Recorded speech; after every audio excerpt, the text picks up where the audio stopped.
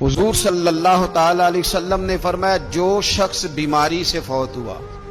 جو شخص، قربان جاؤں میرے محبوب نے بیماری کا نام ہی نہیں لیا، فرمایا کوئی بھی بیماری ہو، فرمایا جو آدمی بیماری سے فوت ہوا اللہ اسے شہادت کی موت عطا فرمائے گا، اور وہ عذاب قبر سے اور قبر کے امتحان سے بھی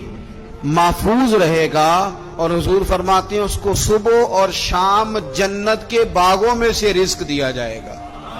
جو کسی بھی بیماری سے مرا، یہ لوگ بیماری سے مر رہے ہیں تو لوگوں نے اچھوت سمجھ رہے ہیں، اچھوت، یہ اچھوت نہیں ہے، اس لیے کہ لوارث نہیں، یہ خدا رسول کے ماننے والے ہیں، تم انہیں اچھوت کہہ رہے ہو، اور مدینے والے رسول انہیں شہید فرما رہے ہیں۔ حضور نے فرمایا جو بیماری سے مرے شہید ہے، وہ قبر کے عذاب سے محفوظ رہے گا اور جنت کے باغوں میں سے اللہ رزق دے گا۔ لوگ کہتے ہیں دیکھو جی بڑا تانگ ہو کے دنیا سے گیا ہے، تو اس بندے کو بھی عذاب قبر نہیں ہوتا۔